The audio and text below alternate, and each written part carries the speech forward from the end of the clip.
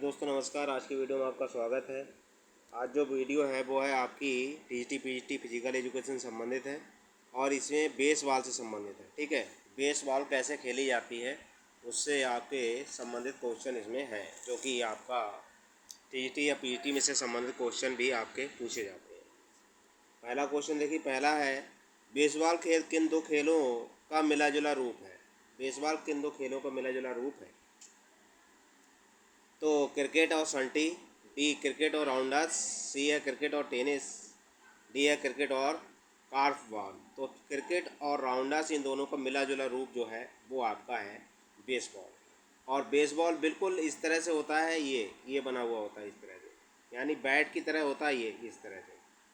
ठीक है, लेकिन इसमें क्या होता है, ये पतला सा यहाँ पर डंडा लगा होता है और यहाँ पर हल्का सा गोल आकार का ये आपका बैट की तरह होता है ये वाला। ठीक है, तो इससे और बॉल दूर से फेंक कर दी जाती है और इससे यानी एक तरह का डंडा समझ लो।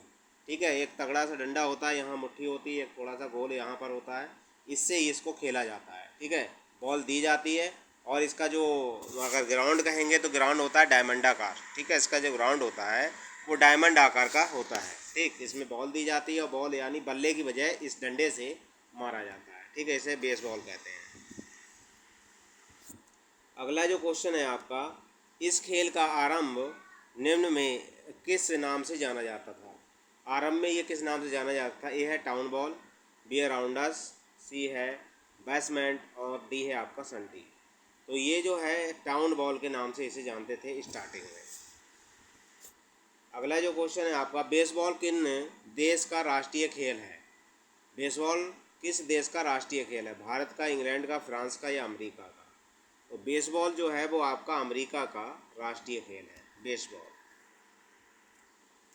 अगला क्वेश्चन देखिए, अमेरिकन लीग बेसबॉल प्रतियोगिता कब आरंभ हुई?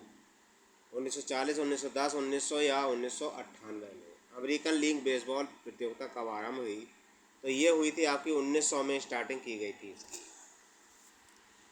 अगला क्वेश्चन देखिए, अगला है आपका, बेसबॉल मैदान का आकार होता है आयताकार, वृत्ताकार, अर्धवृत्ताकार या डायमंड आकार? तो मैंने अभी बताया था कि इसका जो आकार होता है वो डायमंड आकार होता है। ठीक है, इसका जो आकार होता है वो आपका कैसा होता है, इस तरह से। ठीक, ये डायमंड आकार होता है और यहाँ पर ये आपका, यहाँ पर जो है खिलाड़ी यहाँ पर खड़ा होता है जो खेलने वाला है, और यहाँ पर आपका बॉलिंग करने वाला खिलाड़ी इसमें होता है। ठीक, इस तरह का आपका आकार होता है इसका, डायमंड आकार। अगला जो क्वेश्चन है आपका, बेसबॉल की एक टीम में कितने खिलाड़ी होते हैं? 9 होते हैं, 7, 11 या 8 बेसबॉल में? तो बेसबॉल में एक टीम में जो होते हैं वो आपके 9 खिलाड़ी होते हैं। अगला क्वेश्चन देखिए, कितने बल्लेबाजों के आउट होने पर पूरी टीम आउट मानी जाती है? 4, 5, 3 या 6? तो जब 3 खिलाड़ी आपके आउट हो जाएंगे तो ये समझ लो पूरी टीम आपकी आउट हो जाती है। पूरी टीम आपकी इसमें आउट मान ली जाती है 3 खिलाड़ी आउट होने पर। अगला क्वेश्चन है, बेसबॉल मैदान में कितने बेस बनी होती हैं? एक होती है, 2 होती हैं, 3 होती हैं, 4 होती है? तो बेसबॉल के जो बेस बनी होती हैं मैदान में वो आपकी 4 बेस बनी होती है। कितनी? 8 का जो आंसर होगा वो डी, 4 बेस इसमें बनी होती है। अगला जो क्वेश्चन है आपका, बल्लेबाज कहाँ खड़ा होता है? बल्लेबाज को कहाँ खड़ा किया जाता है? घरेलू बेस में, बाहरी बेस में, रनर बेस में या पिचर बेस में? तो बल्लेबाज जो होता है वो घरेलू बेस में, इसमें 4 बेस बने हुए होते हैं, 2 फील्डरों के लिए, एक बॉलर के लिए और एक जो है आपके बल्लेबाज के लिए। ठीक है, तो ये घरेलू बेस जो है उसमें आपका बल्लेबाज जो है वो खड़ा होता है। अगला क्वेश्चन देखिए, गेंदबाजी करने वाले खिलाड़ी को कहा जाता है? पहला बैट्समैन, पिचर, दूसरा बैट्समैन या तीसरा बैट्समैन? तो गेंदबाजी जो करने वाला खिलाड़ी होता है उसे पिचर कहा जाता है, उसे क्या कहते हैं? पिचर कहते हैं। अगला जो क्वेश्चन है आपका इससे संबंधित वो है आपका 11वां, पिचर प्लेट की लंबाई चौड़ाई कितनी होती है? मतलब जहाँ पर आपका बॉलर जो है बॉल देता है उसे पिचर कहते हैं। तो पिचर प्लेट जो बनी होती है उसकी लंबाई चौड़ाई पूछी है इसमें। ए विकल्प दिया आपका 2 गुणे 5 इंच, बी दिया 3 गुणे 6 इंच, सी दिया है 3 गुणे 5 इंच और डी दिया है 2 गुणे 6 इंच। 11, तो 11 का जो आंसर होगा वो होगा आपका डी, 2 गुणे 6 इंच इसकी जो है लंबाई और चौड़ाई होती है।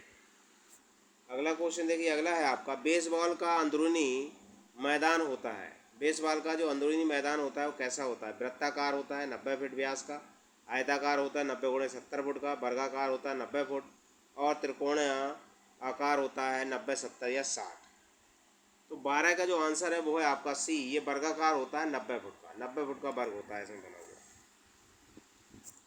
अगला क्वेश्चन देखिए, अगला है पिचर वृत्त का व्यास होता है। पिचर वृत्त का व्यास कितना होता है?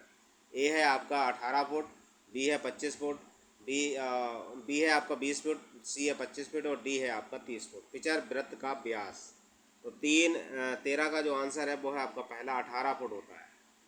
पिचर जो आपका गेंदबाजी करता है उसका वृत्त का व्यास, ठीक है, जहाँ पर वो पिचर खड़ा होता है उसका व्यास की बात हो रही है, तो उसका जो व्यास होता है वो आपका 18 फुट होता है। अगला क्वेश्चन है आपका बेसबॉल बैट की लंबाई वो मोटाई तथा अधिकतम व्यास होता है। बेसबॉल का जो बैट होता है उसकी अधिकतम मोटाई और व्यास होता है। तो मैंने अभी बताया था कि आपको कि इस तरह का होता है आपका गोल आकार में, इस तरह से बॉल, और फिर थोड़ा सा यहाँ पर एक पतला सा हैंडल लगा होता है पकड़ने के लिए, ठीक है, और ये सीधे आकार का होता है, ये ऐसे, ये बिल्कुल ठोस डंडा होता है, बस डंडा होता है, इसी तरह से बैट जैसा बैट बना होता है बिल्कुल वैसे ही होता है ये पकड़ने के लिए। और यहाँ पर ये आपका हैंडल है, यहीं पर आपका ये पकड़ा जाता है। और इस अब इसका क्या पूछी गई है आपकी बैट की मोटाई और अधिकतम व्यास कितना होता है? तो 14 का जो आंसर होगा वो आपका होगा बी, यानी 7 सेंटीमीटर। कितना होता है व्यास इसका? इसका जो व्यास होता है डंडे का, इसका 7 सेंटीमीटर व्यास होता है, ठीक है। अगला जो क्वेश्चन है आपका बेसबॉल बैट की लंबाई होती है। बेसबॉल बैट की लंबाई होती है 3 फुट होती है, 3.5 फीट होती है, 3.6 फीट होती है या 4 फीट होती है बेसबॉल बैट की लंबाई। तो इसकी जो लंबाई है वो 3.6 फीट होती है। मान लो ये अगर आपका बैट है तो इससे पूरी जो इसकी लंबाई होगी वो 3.6 इंच होती है। 3.6 इंच जो है वो बेसबॉल बैट की लंबाई। तो इसमें 15 का जो होगा वो होगा सी, यानी फिट होता है, 3.6 फिट होता है, ठीक है, फिट होगा ये 3.6 फिट होती है इसकी। इंच दे रखा है इसमें लेकिन लंबाई इसमें जो है फिट में होती है। अगला क्वेश्चन देखिए, बेसबॉल गेंद का वजन होता है। बेसबॉल गेंद का जो वजन है, ए दिया है 3 से 3.5 औंस, बी दिया है 4 से 1/2 औंस, 5 से 1/21 औंस, 6 से 1/2 औंस, 16 का। तो 16 का जो आंसर होगा वो होगा सी आपका, 5 से लेकर के 5 से 1/21 औंस जो है वो जो बॉल जो फेंकी जाती है बेसबॉल में उसका वजन होता है। अगला क्वेश्चन देखिए, ओलंपिक खेलों में बेसबॉल को कब समायोजित किया गया था? ओलंपिक खेलों में बेसबॉल को कब समायोजित किया गया था? ए दिया है 1912, बी दिया 1916, सी दिया 1922 और डी दिया है आपका 1924, ठीक है। तो 17 का जो आंसर होगा वो होगा ए, 1912। 1912 में इसे क्या है ओलंपिक में शामिल कर लिया गया था, ठीक है। तो ये आपके बेसबॉल से संबंधित क्वेश्चन थे जो कि आपका टीजीटी पीएचडी फिजिकल एजुकेशन या फिर आईटी ग्रेड या भी किसी भी आप राज्य में टीजीटी या पीजीटी या आईटी ग्रेड सारी शिक्षा से अगर दे रहे हैं, ठीक है, शारीरिक शिक्षा, तो आप मेरे चैनल से जुड़ सकते हैं। चैनल को सब्सक्राइब कर लें, बेल आइकन घंटी दबा दें ताकि आने वाली और पिछली सारी वीडियो आपको